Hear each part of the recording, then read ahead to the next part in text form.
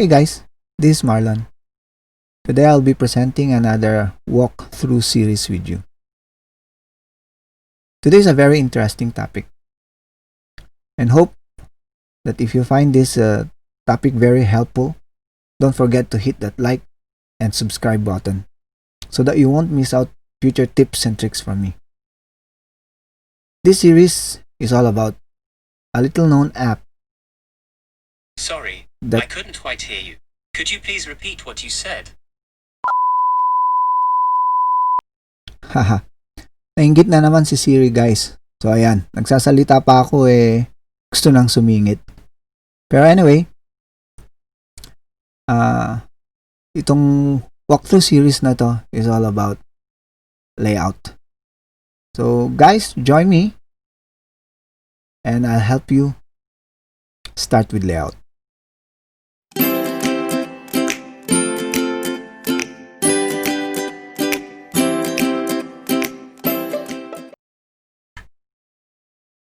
The very first essential tip I want to share with you is actually using scenes. Scenes in layout is very important. You can create scenes directly from layout, but it's time consuming because you have to drag the model, turn the model into different position, and sometimes it creates a lag, especially if your computer is not that fast. So I suggest probably to create your scenes in Sketchup.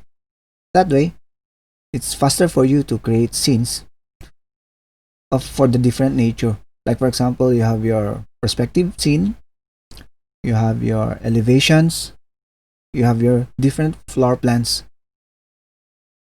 and some details that you create as scenes in SketchUp. Doing so is easy for you to move on to layout and just pull out those scenes from SketchUp.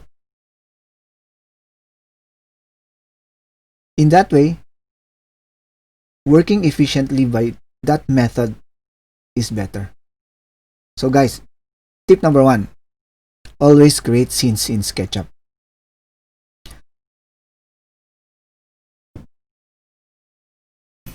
Okay, the next step is actually organizing your work. Organizing it through layers, components, and groups. Doing so, it's easy for you to manipulate objects. Switching off and switching on these objects in layout is easy, and also in SketchUp if you have organized your layers into groups, into components. For me, I normally use external walls, internal walls on a different group and layers. Then you have your furnitures as a different layer or component. Doing so will help you organize your things or your layers inside layout, so you can switch off things off and on as and when you needed them. So this is another essential tip that you need to master. Always organize your things inside SketchUp, whether it's layers, components, or groups. This will help you along the way speed up things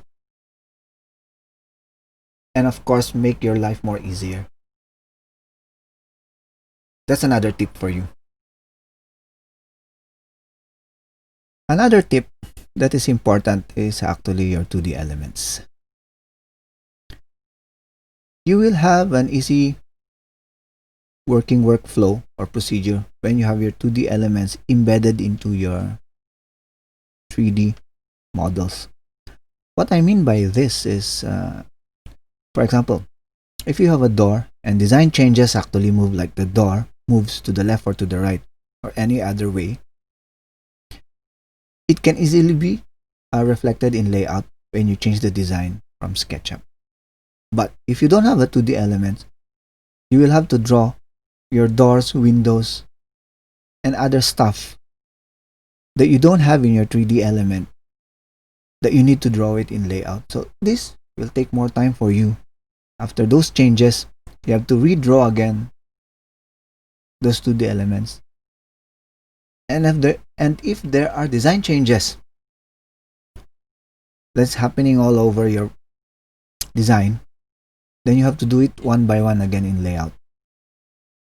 So this essential tip of creating or embedding your 2D elements inside the 3D is a good tip. Like for example, we talk about doors. If the doors move and you don't have the 2D element there, look at what happened. The 2D element that you draw in layout is left behind. This is what I'm trying to say. So it's important and essential for you to embed it in your 3D. And as I said earlier, creating your 2D elements and using layers to organize things will speed up work for you. Okay, we move on to another tip, essential tip for you that is also important, and this is actually using scale. Inside layout, scale is very important, especially when you are dealing with elevations, sections, and floor plans. Not as much when you're actually capturing views of the different angles. But creating floor plans, details, sections, and elevations is important. That's why scale comes into mind. Hold on.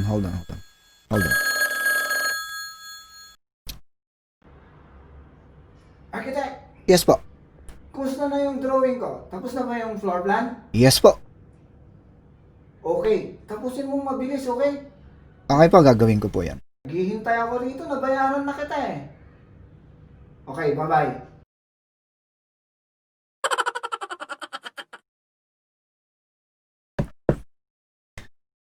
Yung kliyente.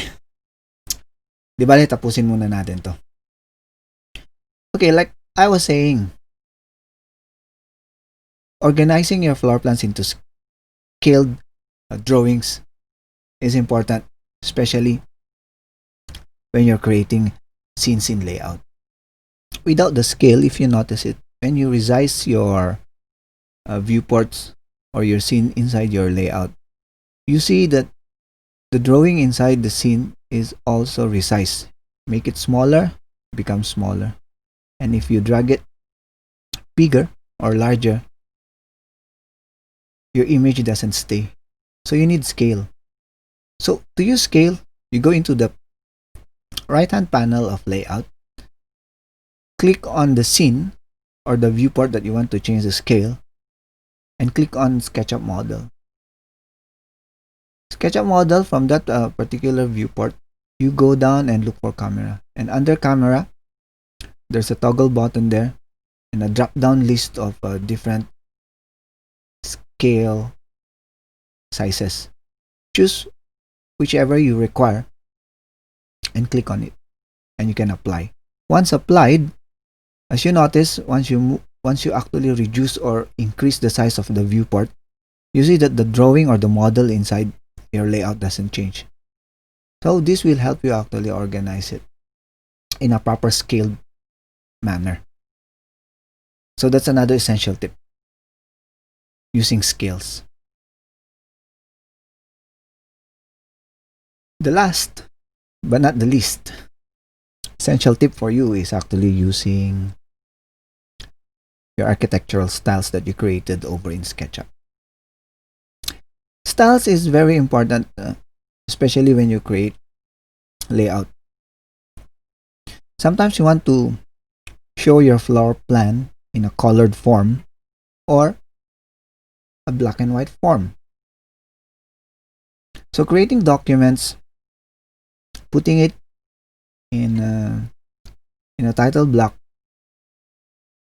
you have two ways of approaching this one, depending on your style. Normally, I do black and white for elevation, sections, and details. So with this, I create two styles depending on the need. So I create a black and white style which I apply on the floor plan, details, and section. And colored style or architectural style is for you to use if you want to present some materials. To do this, you go actually into the right hand panel of layout, similar to what we did in creating the scale. You click on any viewport or scene that you created that you need to apply these styles with,